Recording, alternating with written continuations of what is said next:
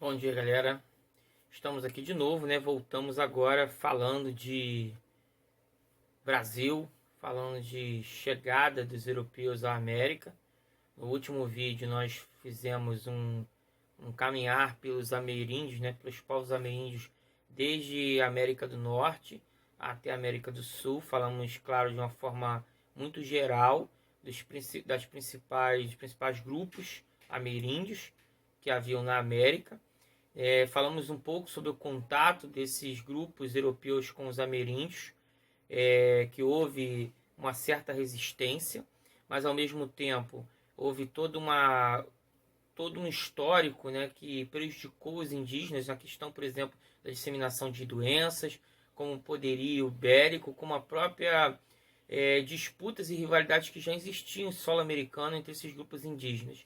E diante de tudo isso, o europeu foi cada vez mais tomando espaço, conquistando e aí fincando, né, suas bandeiras em territórios, em solos americanos. Bem, em cima de tudo isso, a gente tem um capítulo assim, diferente do restante, mas um capítulo extremamente importante para entendermos um pouco da nossa história. Primeiramente, saber que em 1492 é a chegada de Colombo à América Central. Cristóvão Colombo chega com a primeira expedição oficial.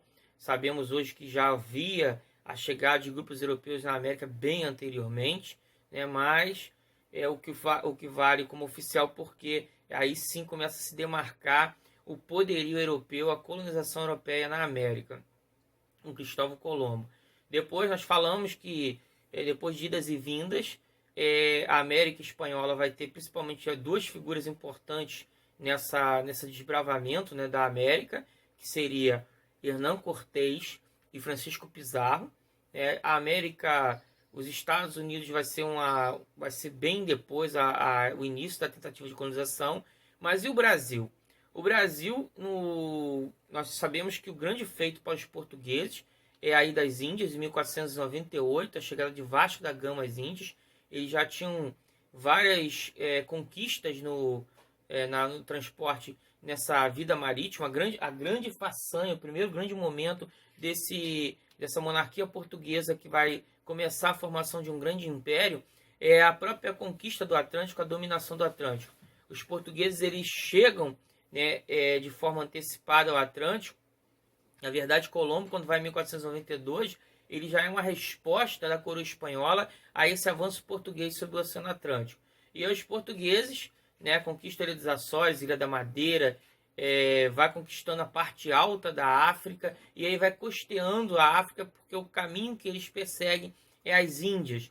E diferente de Colombo, que vai pelo oeste, né, os portugueses vão tentando vencer o Atlântico para chegar no outro lado, para chegar às Índias. E aí os portugueses, nessa façanha que vai ter muita importância, porque Portugal é um país pequeno que vive do litoral, de uma economia que também sobrevive do comércio mercantil, porque os portugueses, o país não tem umas terras tão produtivas para todo tipo de alimentos. Então, diante daquela barreira comercial que existia no mar Mediterrâneo, os portugueses vão para o Atlântico.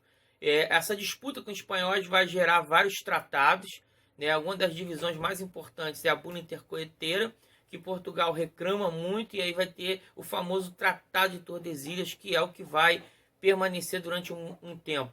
É interessante que as monarquias de outros países que vão ascendendo economicamente, elas vão questionar, né, por que a Igreja Católica abençoa essa divisão do mundo entre Espanha e Portugal. Há até uma piada que é colocada, uma piada histórica, em que o rei francês fala quem deu o testamento de Adão, né, ao Papa, para que ele pudesse fazer essa divisão entre portugueses e espanhóis. Bem, diante disso, o avanço português pelo Oceano Atlântico, eles vão pegar e marcar alguns locais na África de muita importância. Os primeiros contatos, por exemplo, de Portugal com o rei de Congo, né? Congo, que é um país que acaba depois se cristianizando através desse contato português. A gente vai ter também a famosa Fortaleza de São Jorge da Mina, onde vai ser um local que vai servir como a passagem dos escravos, né, do comércio escravocrata dos navios negreiros. ali vai ser um ponto importante do estabelecimento comercial desse tráfico, dessa vergonha que acontece na história do mundo. E ali São Jorge da Mina vai se transformar no filme Amistade, feito por Steven Spielberg, por exemplo, vai falar muito sobre essa localização, sobre essa região. E os portugueses vão tomar mais ali algumas regiões, como Cabo Verde, São Tomé e Príncipe, né? A gente vai entender porque que na África temos países que falam a nossa língua portuguesa. Por exemplo, Cabo Verde, São Tomé e Príncipe são arquipélagos. Temos também, né, a Angola e Moçambique do outro lado da África. E uma parte ali do Congo também fala a língua portuguesa, porque o Congo vai ter vários pedaços dominados por outras colonizações.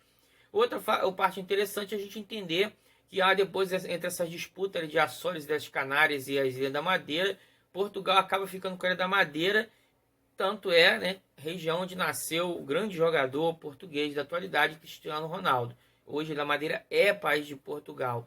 E aí, gente, entendendo essa história dessa dominação, não havia, né, entre arquipélagos África e América, a chegada de Cabral em 1500 no Brasil é um momento de pouca importância para a formação desse Império Português. Tanto é que Cabral continua a viagem para as Índias e depois um navio deles vai retornar aqui ao Brasil, vai começar a se montar feitorias, né, ao redor do território que eles encontram aqui na América, mas não há um interesse nesse primeiro momento, porque o que enriquece os cofres portugueses, o grande olhar da monarquia portuguesa e da própria burguesia mercantil portuguesa, que são os que sustentam essa estrutura marítima, né, vai ser claramente essa viagem às Índias.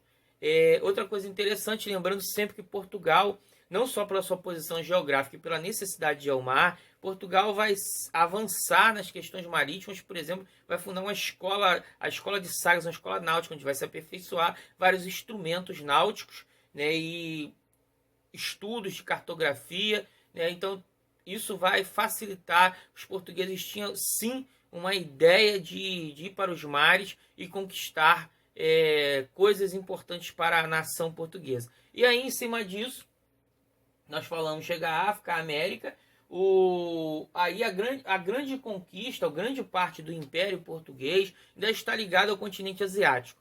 É a conquista da região da Índia, né? Primeiro é uma forma de acordos comerciais, depois Portugal vai impor a força.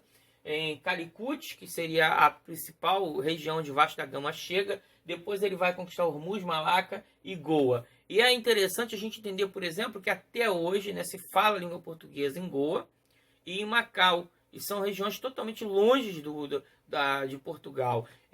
Macau, na China, né? Você tem Hong Kong, que ficou durante muito tempo na mão dos britânicos, Macau na mão dos portugueses. E aí vem um fato interessante. Quando o Zico mesmo, que é o grande ídolo do Flamengo, ele chegou a se preparar para dirigir, né, um clube chamado Vasco da Gama na região de Goa, lá na Índia. Porque lá, né, o herói português, tudo, o mercado Vasco da Gama, o Globo Esporte mostrou na época uma reportagem sobre isso, tudo tem o nome de Vasco da Gama. Porque o grande feito para essa expansão marítima portuguesa, para essa formação desse Império Português, é a façanha de Vasco da Gama. Porque durante anos é isso aqui que sustenta a metrópole Portugal. Bem, o Império está feito, o Império está construído, a própria expansão do norte para o sul de Portugal, e aí a gente vai ter entender um período da história do Brasil que a gente vai falar aqui rapidamente. O Brasil, entre esses anos de 1500 a 1530, a gente chama de Brasil pré-colonial. Por quê? Não havia uma ideia de colonização. O que aconteceu aqui é que havia algumas feitorias pontilhadas que o Império Português colocou na América, né? Até porque se você olhar pelo mapa mundi, você vai ver que você fazendo um caminho desse Portugal, indo pela África até as Índias, que era a região comercial onde eles estavam fazendo todos esses valores financeiros, né? Ali na região africana e na região a caminho da Índia, toda vez que vinha para a América era um tempo, né? Um espaço de tempo. Nós estamos falando de naus e caravelas ainda, né, de muita distância a ser percorrida por esses navios portugueses. Então não era toda hora interessante vir à costa brasileira. Em cima disso também a gente vai ter, né, as primeiras chegadas aqui qual é o produto que interessa aos portugueses? O pau-brasil. Né? O pau-brasil, uma madeira que, para alguns especialistas, dizem que é uma madeira de difícil ataque de cupins, por causa da própria essência da madeira. Dela se saía também uma tinta vermelha, né? Aí até uma brincadeira de um dos grandes pensadores jornalista que trabalha com história, o Eduardo Bueno, e outros também que falam brincando sobre a questão, tipo assim, quando o presidente brasileiro fala, nossa, bandeira nunca será vermelha, mas o termo Brasil, ele vem desse fogo, brasa, né, vermelho, porque aqui se chamou terra de Veracruz, ilha de Santa Cruz, ganhou tantos nomes pelos portugueses e Pindorama pelos indígenas, mas quando vai fixar o nome, essa região vai se transformar em região do estado do Brasil e depois o grande país chamado Brasil, a grande nação chamada Brasil, né? Mas sempre, principalmente as regiões mais poderosas e ricas vão estar sempre dentro desse estado ou vice-reino chamado Brasil. E em cima disso, esse período, o que se faz aqui? É muito comércio do pau-brasil. Não vai ter só os portugueses, como a chegada de franceses e outros grupos, que vão também contrabandear essa madeira que tem um valor razoável na Europa, né, por causa da sua tinta. Ainda não existimos, né, a facilidade de conseguir tintas. É só lembrar que no mundo antigo os fenícios ganharam esse nome só por causa da cor, né, de um molúsculo, que se produzia na terra, na região deles. Então a gente vendo aqui, o pau-brasil ainda tinha esse interesse comercial na Europa.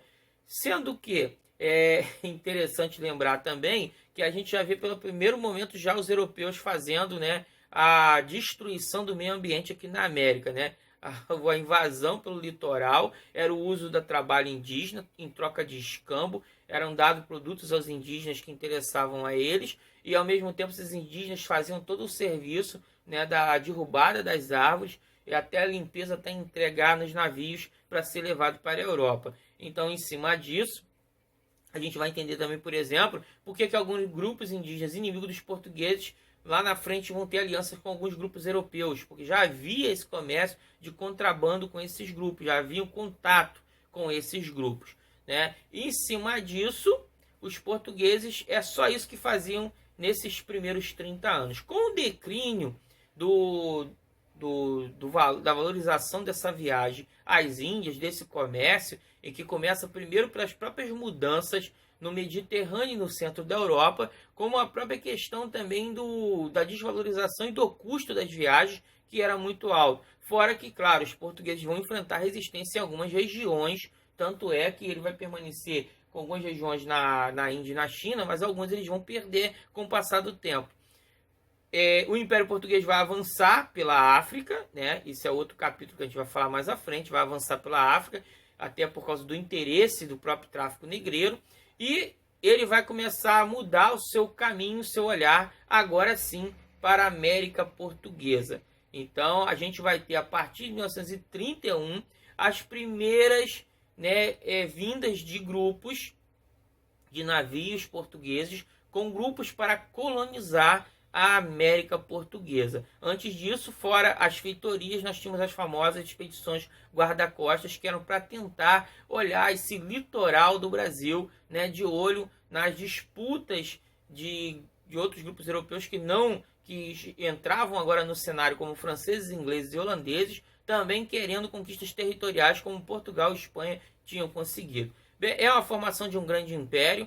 Portugal, durante muito tempo, se prevaleceu desse império marítimo, né, vai atravessar até o século, né, XIX, né, ainda se prevalecendo de algumas conquistas territoriais desse período, né, desse império português, e infelizmente para Portugal e felizmente para essas nações, com o passar do tempo elas vão conquistar suas autonomias e Portugal vai perder essa demanda territorial. Bem, aí sim, a gente já está falando aqui, a gente vai entrar na próxima aula na estrutura, né, nessa formação desse Brasil colônia. Um abraço, até a próxima.